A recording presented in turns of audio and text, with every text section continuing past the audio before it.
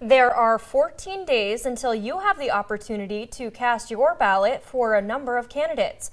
But the only statewide election that is nonpartisan is the race for Superintendent of Public Instruction. There are 4 candidates vying for one spot. KX News' Kiara Brown talks about what these 3 candidates are going to do with their platforms and their goals and how they plan to get it all done. Jason Heidkamp, Jim Bartlett, and Darko Draganic are challenging incumbent Kirsten Baszler for Superintendent of Public Instruction. After several attempts to contact Draganic, he did not respond to interview requests. But we do know that he is a former administrator for the University of Mary and United Tribes Technical College, and hopes to reduce bureaucracy in the Department of Public Instruction. But as we sit down with the 3 others, they tell us about their platforms and their strengths that they bring to the desk. Starting with Jim Bartlett, who won the Republican endorsement at this year's GOP convention. He is running on a religious platform, advocating to bring the 10 Commandments back into the public school system. It is truth that has been the foundation of Western civilization, not only in America, but other countries. And so the idea that of 10 Commandments is really old news in a sense, right? Because the North Dakota Constitution acknowledges in the preamble Almighty God, capital letters, so they're thinking of one God.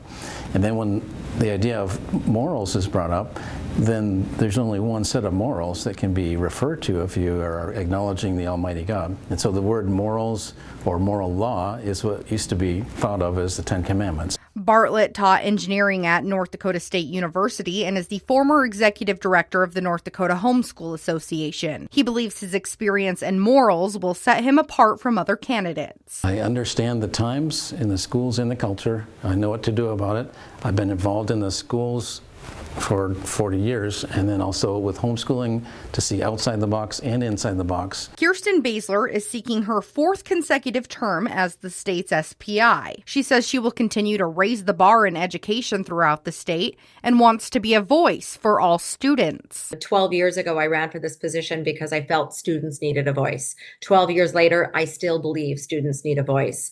The people that we represented, the Department of Public Instruction, they can't hire lobbyists. They actually can't go to Republican or Democrat conventions. In fact, they can't even actually vote for the representatives that make the laws. They're not 18 yet. They don't have a vote yet. And so first and foremost, my office represents the people that are actually in our education system. She says she will focus on properly preparing students for the real world and will bring transparency throughout all levels of the school system. What our families want for their children is to make sure that when they graduate with the North Dakota diploma, that they are ready with reading, writing, mathematics, science, questioning, all of those problems, that they are ready. They don't really care about the ideological fights that are going on. We've not only increased our graduation rates, we've actually increased the choice ready graduation rate, meaning that all of our students are graduating ready for whether it be college, work, or military. Former North Dakota State Senator Jason Heidkamp is advocating a back-to-the-basics approach and is set on ending public schools' reliance on property taxes. In a different part of the Constitution, it says the state can't use property taxes to pay their bills. And so that to me means that the schools are not being funded properly in the state, because 45 to 55% of your property taxes and getting closer to 60% in some areas are going to the schools. And there's plenty of money that's sitting in the land trust and other areas that could be used. And I don't think that people should be losing their houses because they can't pay property tax when the Constitution says how to fund the schools. He says he will implement more transparency, a healthier lifestyle for children, and provide accurate testing statistics statewide, which he says isn't happening right now. If you elect me to do this position, we're going to make sure that the curriculum is fixed and that teachers can actually teach a curriculum that's going to help the kids. And it's going to involve civics. It's going to be reading, writing, arithmetic, and civics. We need to tell the truth. We need to attack these things that are going on, and I'm going to.